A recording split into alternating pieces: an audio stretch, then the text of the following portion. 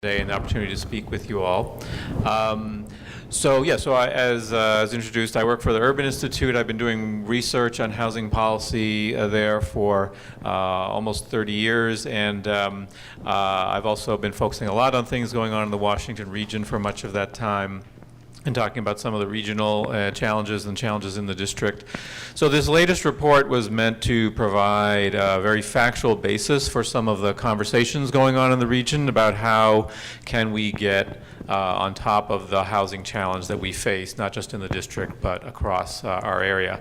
And there are conversations going on in the Metropolitan Washington Council of Governments. And so first of all, we wanted to lay a real solid foundation for what the future may look like and what that suggests about the housing we're going to need in our region. So first of all, I want to just be clear about when I'm talking about the region, I'm talking about the Council of Governments region, which of course includes the district, includes Arlington, Alexandria, Fairfax, Loudoun counties, also includes Montgomery, Prince George's, Charles, Frederick County.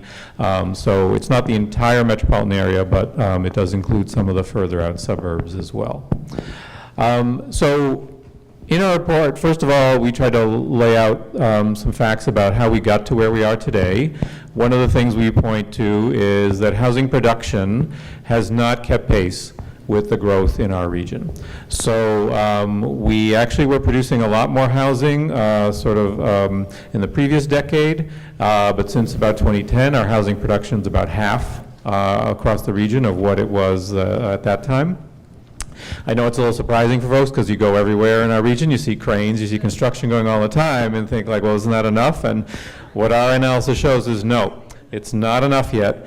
And that creates a problem because if we don't have sufficient supply and we're growing, then that means that everyone's out there competing for those same apartments, and that drives up those rents and leads to the numbers like Dan was talking about and some of the things we saw in the statistics today.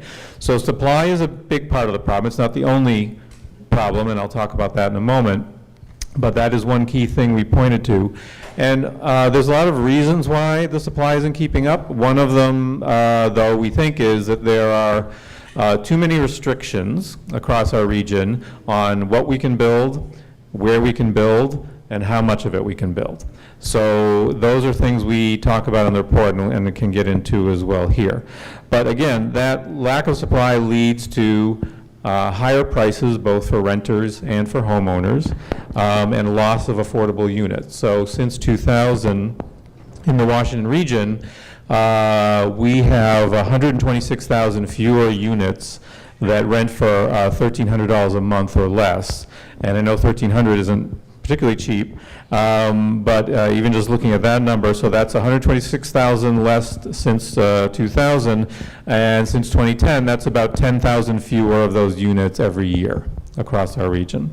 For another project Urban did, we did a survey of folks in the Washington area, and 20% of people in our region said that they have difficulty or had difficulty in the past year either paying for food or paying for housing.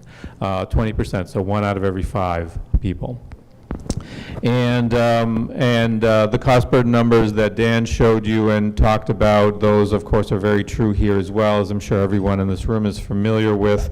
Many people spending more than 30% of their income on housing. Particularly, we looked at most of the households with incomes below about $54,000 a year. Most of them are spending more than 30%. So it's a real problem, and that includes people, as we know, and as one of the survey questions showed, people working full-time jobs, right?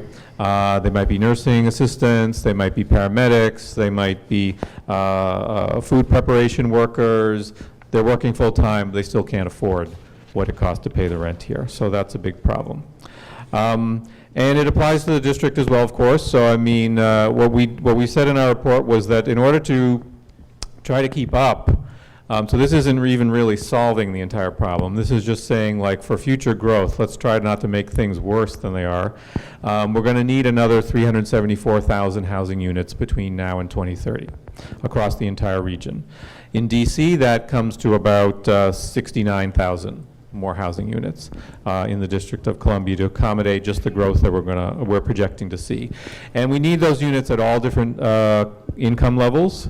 One of the things we did in our report, so those forecasts are based on the Council of Governments forecast of what population will be like in the region, but we projected those based on income ranges. So in our report, we actually talk about at different affordability levels, from the lowest all the way up to the highest, how many more units we need. And we need units all across the spectrum.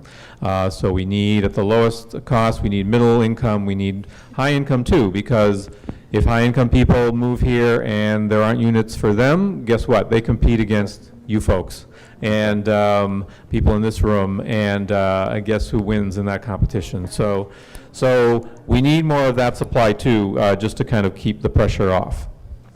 So another thing in our report, so we wanted this report to lay out all those facts, but I've written lots of reports where we've laid out those facts, as have others, and we also want to talk about solutions. So that's a big part of our report, is talking about what the solutions are. And as I mentioned, we talked about the need for more units, so more production, but we framed our recommendations in 3 Ps. So there's the production, there's preservation of existing affordable units, and there's protecting tenants and others who are vulnerable from displacement. So we have policies in each of those areas. We actually have a lot of different policies we talk about, but we actually focused on a dozen that we kind of lifted up as higher priority, that we think that across the region we should be giving a lot of consideration to those particular policies. So in the preserving affordable housing part, for example, we need some financing, we need some funds that can support acquiring smaller buildings, for example. Those are difficult. If you have a small apartment building, it's hard to go out in the private market and get financing for that, because it doesn't economically work for people who invest in those kinds of properties. So we need some special funding that helps groups acquire those smaller buildings that need preservation and need to be kept affordable. We need and production, as I mentioned, so a couple of things we talked about were like upzoning. So there's some places where, for example, like zoning is limited to single-family homes, like most of Arlington County. In Virginia, for example, you can only build single-family homes on the land the way the law currently is. We think that's a problem. We need more apartments and more rental units too, so those kinds of restrictions need to be lifted. And again, on protection, we need to protect renters, because even if we build more, as we all know, that doesn't necessarily protect people from getting displaced. So we need stronger policies to protect tenants. We need emergency rental assistance for people who may have short-term needs in terms of paying rent or other essentials. We need more housing vouchers. The district in Arlington put some of their own money into increasing housing vouchers, but as Director Garrett knows, and as Dan pointed out, there just aren't enough of those subsidies for everybody who needs them. So we need more of that as well. So let me pause there, because I think that gives you the broad overview report, and I know, Johan, you had some other things we wanted to chat about. Thank you, Peter. Yeah, it's a terrific report. I was really struck by the breadth of the policy recommendations, and some of them I don't believe have been tried in the district, as far as I know. And I wanted you to speak about 2 of them, if you wouldn't mind. The first would be this notion of a right of first refusal for mission-driven or organizations or nonprofits. And from what I can make out, that's similar almost to a TOPA, right? Yeah. Very similar. In fact, if you look at sort of generally at right of first refusal policies, the idea of tenants having the right to purchase, like we have with our TOPA law, is part of that as well. So the district, it's great, the district has TOPA, and TOPA has been used successfully to help preserve affordability in a number of buildings. But this idea of also enabling mission-driven, and so by that means not people who are motivated by profit, but people who are motivated by the fact that we need to provide housing that's affordable to the people who live and work in our community. So there's a lot of nonprofits, for example, in that group. There are some private companies that also have more of a mission orientation. Could also be faith-based institutions. So giving them the opportunity to purchase properties, and so what that means is we need to kind of give them priority, because if a apartment building goes up for sale, often the private for-profit people can act a lot more quickly than the nonprofits can, because they have more access to capital, they have ability to move more nimbly, and nonprofits often need some kind of public money as well as private money. So we need to have policies that give them the nonprofit or the mission-driven group a priority in there. So there needs to be a period of time when they get notified that there's a building for sale, for example, that they have the opportunity to make a competing offer on that building, and that's built into the process. So in fact, the District Opportunity to Purchase Act is actually a version of this, because although that technically it applies to the district government, the way it's going to be implemented is the district government is will assign its TOPA rights to nonprofit developers, and those developers have to be pre-approved, and there's already a process that's underway to do that. So that on behalf of the mayor, a nonprofit can exercise that authority under DOPA to acquire buildings, and the criteria for selecting developers to do that is going to be affordability. So they have to keep those apartments affordable in perpetuity, meaning as long as it's an apartment building, then it has to be affordable. There has to be affordability. So I think that's a very positive development. It hasn't been used yet, so that's the thing. We're waiting for that first DOPA deal that needs to, and we were hoping that's going to happen soon, because we really need those things to happen. So there could be other options for expanding that kind of approach, but I think DOPA is a good start in that direction. Right, right. And so what we're talking about in that type of situation, just so I understand it at least, is we're talking about really a period of exclusive negotiation. Exactly. Where in that sense, the mission-driven organization or the nonprofit is in some respect advantaged for a little bit of the period at least, so they can make perhaps the best offer. Right, exactly. Yeah, or a competing offer. Usually the way it's framed is like, if somebody gets a private offer, you can match it. But if you match it, then the nonprofit gets to be the buyer. Great. Yeah. And one other policy tool that you discussed in the report, which I thought was interesting, which the city doesn't currently do, as far as I know, is this notion of land value taxation. Yes. And what is that about? Sure. So this is something that might be a little more obscure for folks, so let me try to explain it. So currently, and in most of the U.S., this is the way property taxes work. So if you own a piece of property in the district or anywhere, then that property gets assessed a certain value every year, and you pay as the owner of that property, you pay a certain percentage of that to the district as tax every year. And the value is determined both by the value of the land that you own, as well as whatever buildings or structures may be built on that also have some value. And in fact, they calculate those separately, but when you get your property tax bill, it's all just added together in one amount, and that's what your property tax is based on. Now, the idea of land value taxation is, the purest form of it is that you would actually only pay tax on the land, and you wouldn't pay any tax on the buildings. You would pay a higher rate, obviously. So to get the same amount of money, obviously you have to raise the tax rate on the land to do that.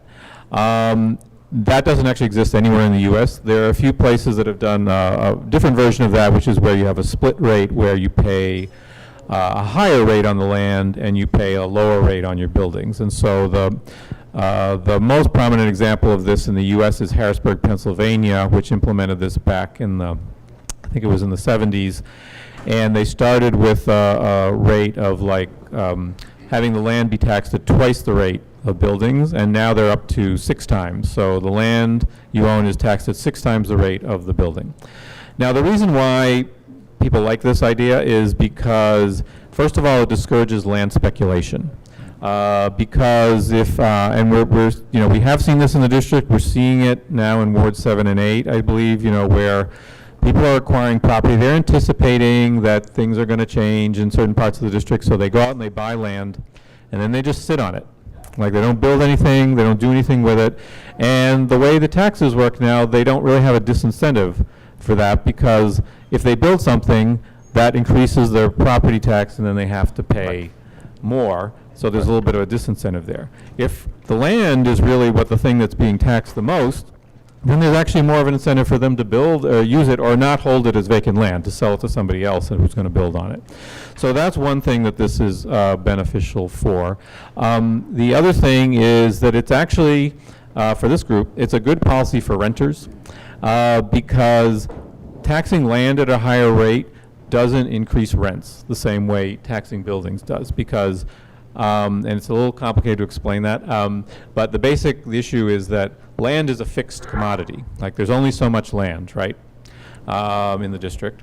But buildings, we can build more buildings or we can have fewer buildings, and so that creates that dynamic where I can pass those costs on to my renters. But if I'm just holding land, then that's not something I can really do. So there's a lot of desirable things about it. Again, it hasn't been used very much. It's one of these things that economists love the idea, but it's hard to get other people excited about it. So I don't know, maybe, but hopefully maybe it will get another look, because I do think there are some positive aspects to it.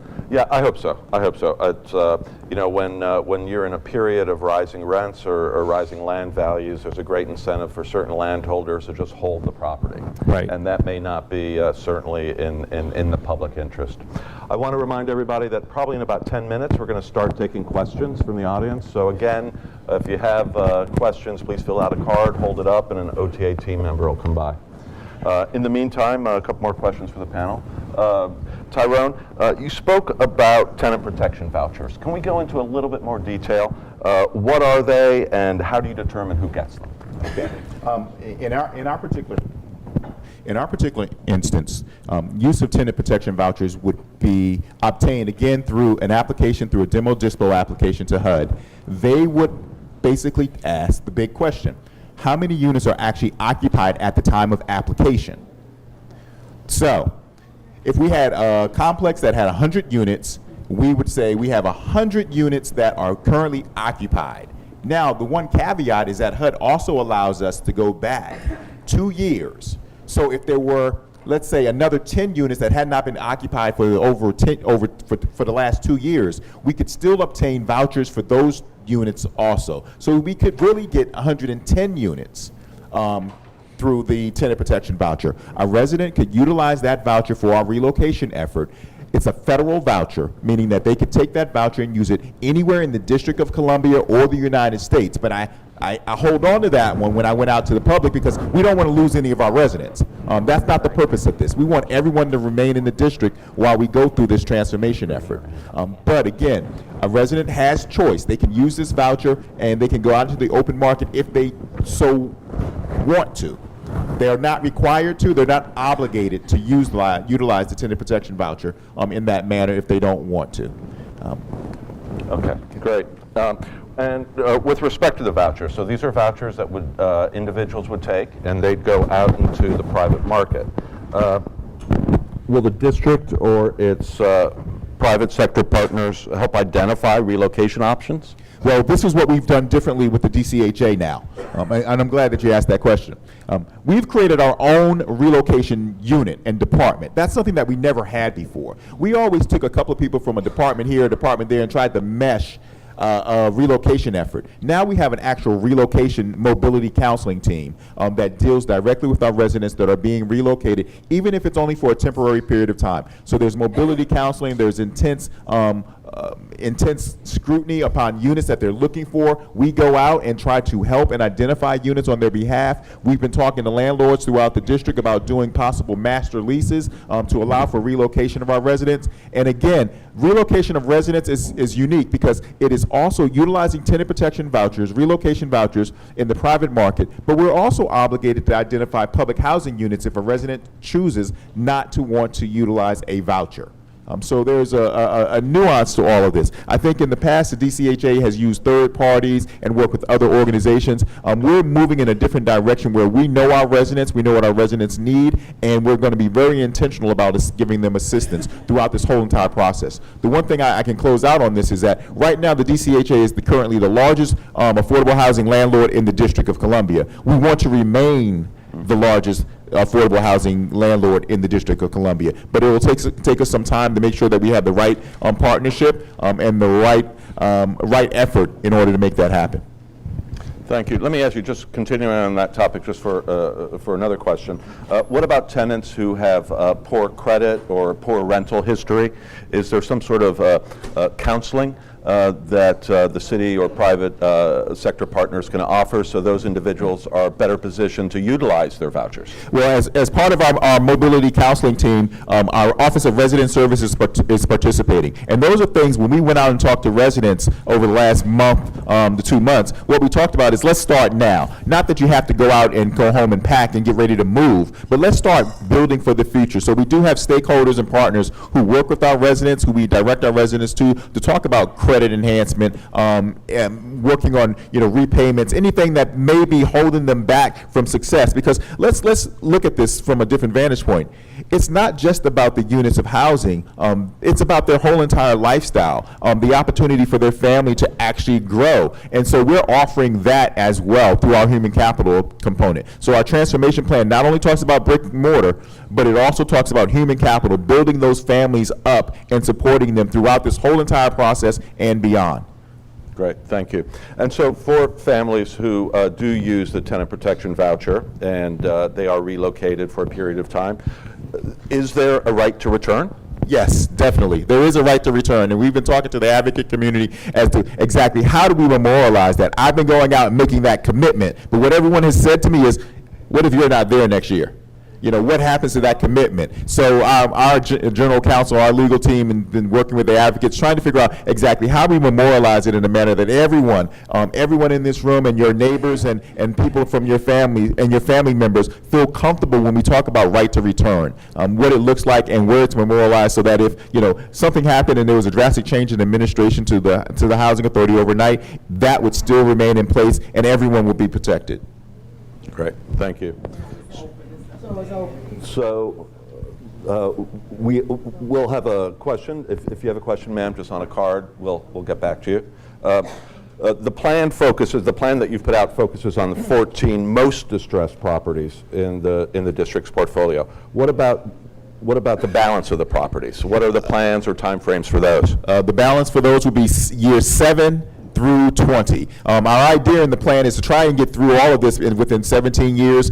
There are nuances and dynamics of that may hold us back from making that particular goal. But again, it was to deal with the first 2,600 units that we're talking about and then move into that next section, the next third. Now, I'll be honest with you, we could have expanded that list of 14 to 25 very easily.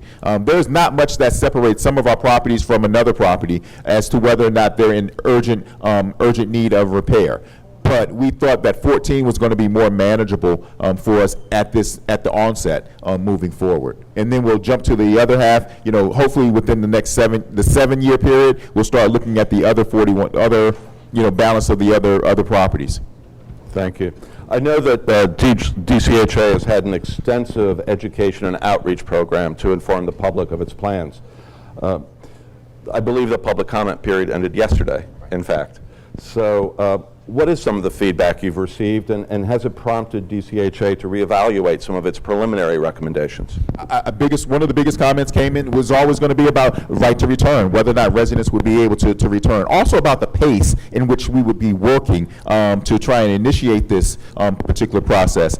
How long would it take us to build new units and have giving the residents the opportunity to actually return? Some of the other comments were, where is the money going to come from? How are you going to leverage this large sum of money? And we broke down, when you look at the transformation plan, you'll see we broke down financial performance for all 14 properties. And we know exactly where the financial gaps are for each effort. One other thing I want to highlight is every effort is different for the 14 properties. Some is a substantial rehabilitation, some is just a stabilization, and some we do an extensive revitalization where we demolish and rebuild. An example of that would be, we went through this process with the District of Columbia, with the council and the mayor, and they graciously afforded us $24.5 million to deal with part of the portfolio that is in extreme need. We're going to be able to stabilize 463 units within the next 6 to 8 months with the utilization of that funding. And that's just one example of the DCHA showing its capacity and working hand in hand with the district to try and solve and resolve these issues that we're facing. Great, thank you. So, you know, it's all about the funding. It's all about the public policy choices and having people in power who make the right choices. And I guess this is a question for the panel before we get to our members to our audience questions. Is the public appetite for this changing? You know, it seems to me that in this upcoming election year, this is an issue I hear about a lot more. What's your sense? That's what the policy guy said. Yeah, there's a huge difference now between, compared to the past. Like we have, it's nearly, sorry, I'm trying to, can you hear me now? Yeah, okay. Hello? Yeah, you may have to use the podium mic, unfortunately. You can just stand up. There we go, thank you. There we go. That's live. Okay. Can you hear me? No? It's on. Yeah, here we go. Try a mic. The podium mic. Yeah, just What's up? Okay, I have to put new batteries in these. Can you hear me now? Is that better? Okay. I'll talk a little louder.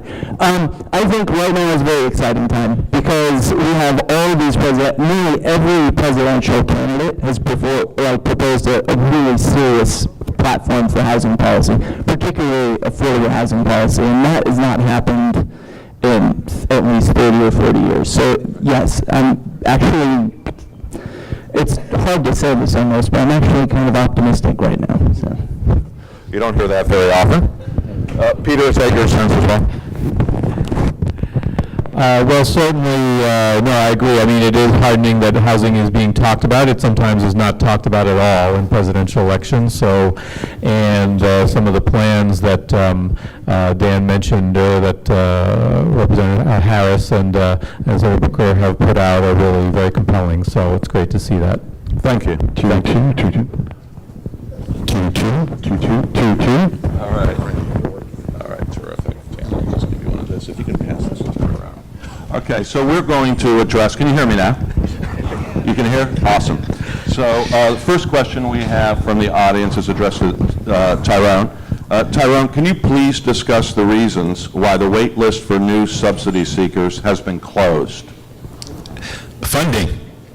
That's what it comes down to at the end of the day. Not enough funding from HUD to support this particular effort. So we have 40,000 individuals on the waiting list right now, and we would like to take them off, but we can't do it unless we have more funding from HUD. But one thing I just want to point out again, even if we had the funding from HUD, we're discussing right now, where would these residents actually go? And you hear the mayor talking about her plans to try and develop, at least 12,000 additional affordable housing units within the district by year 2025. And that's something that we have to think about also. It's not just going to be the funding to provide the subsidy, it's also going to be building the units for residents to reside in. Thank you. Thank you. Peter, a question for you. To what extent does the Height of Building Act restrict natural supply buildup? So we didn't look at that, I think, explicitly in our report. It certainly can limit some things. I don't think it is the Height of Building Act is the overriding limit right now in terms of what you look at going on. You see actually a lot more challenges that have nothing to do with Height of Building Act. They have to do with people's ideas about what should be built where, again. And so I don't think I think it's something we should talk about, whether that can be adjusted in certain places, allow some more height, particularly maybe near metros or other, major corridors. But I don't look at it as like the major obstacle. Okay, thank you. Dan, a question for you. Sure. What do you think about federal policy being proposed by Bernie Sanders to implement a national cap of 3% on rent increases nationally? I honestly, my honest answer to that is I have not really had time to digest that plan yet. Okay, all right. To give you a really thoughtful response, generally, yes, I'm supportive of that idea, right? Okay, well, I appreciate your answer. I hope it was informed by the crowd's reaction. I'm also, it's hard for me to speak about that because like we can't endorse a specific candidate or. Just mentioned Kamala Harris and quote unquote like 5 times. Well, not like 5 times. Yeah. Yeah, we understand the issue. AOC has the same amazing progressive plan for housing. I'm sorry. I love the Bernie plan personally. Yeah. I'm sorry. So, hold on. So, ma'am, we value your viewpoint. We value your viewpoint, but if we're going to just use the questions, if you would like to put it in the question and direct it to Dan. And that was my question. So, Peter, next question is for you. What do you mean when you say you need to acquire smaller buildings? Sure, sorry. So what I'm talking about is apartment buildings, say, with like 4 to 20 units, those types of, garden-style apartments, those types of apartment buildings. So that's what we're talking about, first of all. And so many of those, again, they're older. They need more investment. They could be in neighborhoods where there's a lot of economic development going on, and so they're potentially at risk because maybe the owner now sees an opportunity to sell and make a profit. And so somebody needs to intervene in some of those buildings to either support investment that will lead to preserving affordability, or to acquire the building, like again, a mission-driven entity like we were talking about, acquire those buildings and keep them affordable. But what I was saying was that it's hard, this is a big challenge in the preservation world, is finding the financing for those buildings of that size is very difficult because there's not enough units to generate enough revenue that you can attract investors. And as we've been talking about all along, like there's public money, but the public money doesn't itself get the job done. You need some private money as well to be able to preserve affordability. And so, so that's what I mean by acquire, is like acquired by a mission-driven entity that will keep it affordable. And so there needs to be some mechanisms where that can happen. Thank you. A question for you again, Tyrone. How many of the 14 most distressed buildings will be demolished? Oh, I'm trying to think.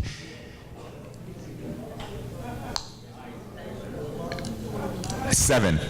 It's actually 7 properties, but I was trying to couch earlier that it's also a combination for some of the other properties where it's actually rehabilitation and demolition in some instances, where there's some buildings on the properties that we can maintain and keep and do substantial rehabilitation to them versus actual demolition and rebuild. Okay, so it's a combination.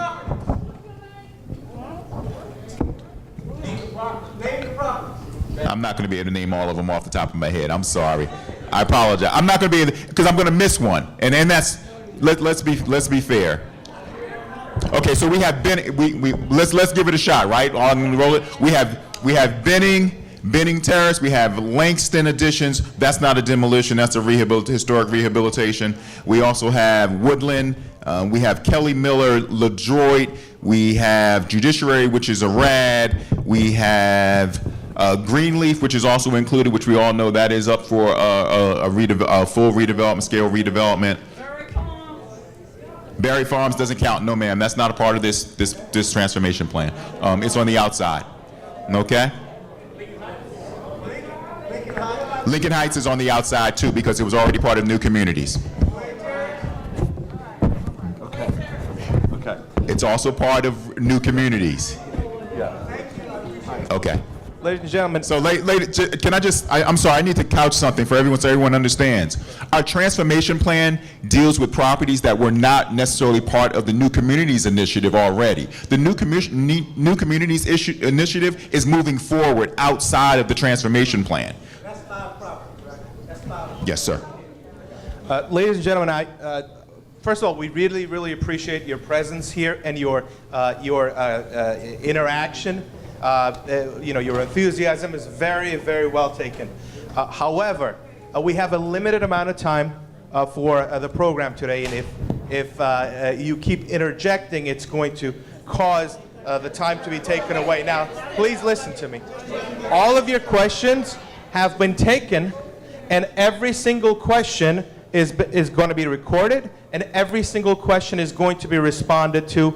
But please make sure when you do submit a question, include your contact information so we have a way to reach out to you. Okay? And I'm going to give the microphone back to Johan so that we can please move on. All right, thank you, and I thank you for cooperating with our process as a matter of courtesy to the rest of the audience members who have submitted questions they'd like to hear answers to. Dan, this is for you. What impact would fully funding Section 8 have on access to affordable housing, and what percentage of the federal budget would doing so represent? Oh, man, I don't know how much it would represent of the overall federal budget off the top of my head, so I'd have to go back and look at that. That's difficult to answer just right here. But I think the overall impact would be extremely positive. It would be a lot easier for people to just afford the housing that's already out there. And I think that's an very important first step. Certainly not the only step. Okay, thank you. Tyrone, we've talked about the right to return for families who are relocated. At what rent would they be returning? Everything remains the same. 30% of your income, that's all we're looking at. We're not going above that at all. It still remains 30% of a resident's income. Okay, thank you. And not to diminish the stature of our other panelists, but we have more questions for you, Tyrone. 4 or 5 years ago here at the summit, you told us that the waiting list was 27 years back. What is the time for affordable housing as of today? I'm sorry, but I wasn't here. I've been here 2 years, so that wasn't me. I can't take credit for that one. I apologize. But I could try to answer Yeah, please do. the waiting list, and what was the question exactly? I'm sorry. The question had to do with the length of the waiting list was 27 years long a few years ago, and I guess the gist of the question is, how has that changed? Are we still at 27 years?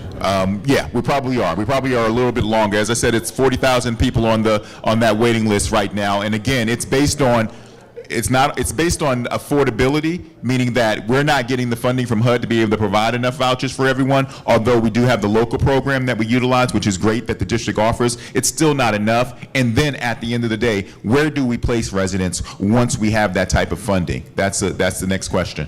Great, thank you. So here's a question that was addressed to Tyrone, but I do think that either Peter or Dan are better situated to answer it. But of course, Tyrone, please jump in. And it has to do with Amazon.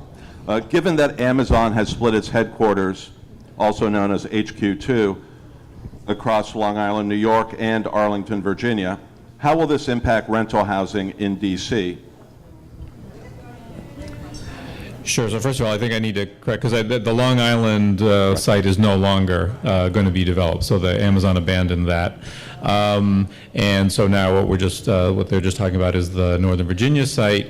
Well, I mean, I think again, what the point of our report was talking about, we're in a growing region, and so whether it's Amazon or whether any other economic development that's going on here, more growth means more people. More people means we need more housing. If we don't have more housing, then it's going to become increasingly less affordable for those of us who are here now, as well as new people who might be coming.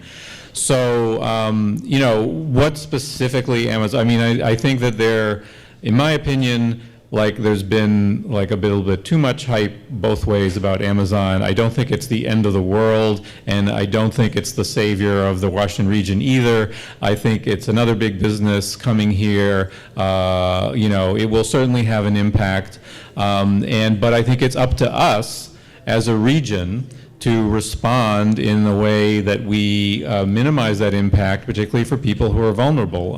That's a choice that we have. So we need to do, so in our report, again, I think we try to lay out a number of very specific things that our region should be doing to respond, not just to Amazon specifically, but also to, you know, the growth we're going to see in the next 15, 20 years in general. And again, that's on us to, you know, to act on those things. Great, thank you. Peter or Dan, any thoughts on how housing prices in Seattle, say, were impacted, and is that really a relevant comparison for our region? You're looking at me. I don't really. Yeah, I'm not sure I know. Great answer. Okay, all right. So we're beginning to wind down here, and we've come to the end of the panel presentation. Thank you for joining us. I'd also like to thank the panelists, Dan from the Coalition, Peter Tadian from the Urban Institute, and Tyrone Garrett from DCHA.